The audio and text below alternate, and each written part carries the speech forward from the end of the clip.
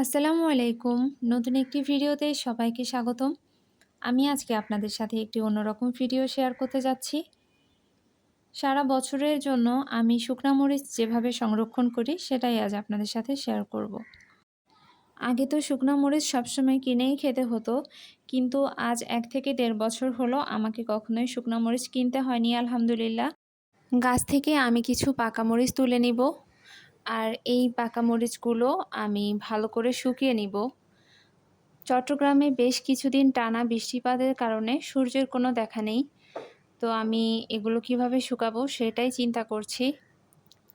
মরিচগুলো এভাবে থাকলে ফাঙ্গাস পড়ে যেতে পারে, আর ফাঙ্গাস পড়লে মরিচের যে আসল কালারটা থাকে সেটা নষ্ট হয়ে যায়।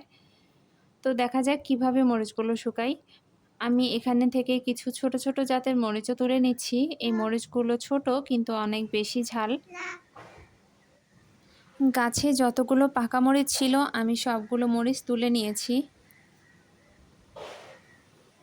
তো মরিচগুলো আমি একটা ডালায় করে চুলার নিচে কিছুদিন রেখে দিয়ে শুকিয়ে নিয়েছি মচমচা করে।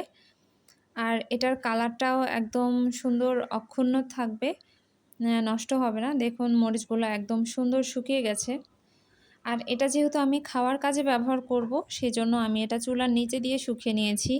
কিন্তু আপনারা যদি এই মরিচ থেকে যদি বীজ থেকে চারা করতে চান, তাহলে অবশ্যই সেটা রোদে শুকিয়ে চারা করবেন। চুলার নিচে দিয়ে যখন মরিচ শুকাবেন তখন বীজের যেই অঙ্কুরোদ্গম ক্ষমতা সেটা নষ্ট হয়ে যাবে, আর এই বীজ থেকে চারা হবে না।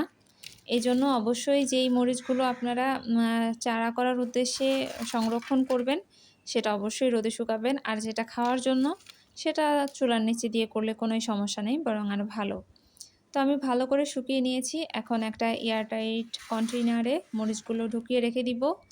আবারও নতুন কোনো ভিডিও নিয়ে ইনশাল্লাহ হাজির হয়ে যাব। সবাই ভালো থাকবেন। আসসালামু আলাইকুম।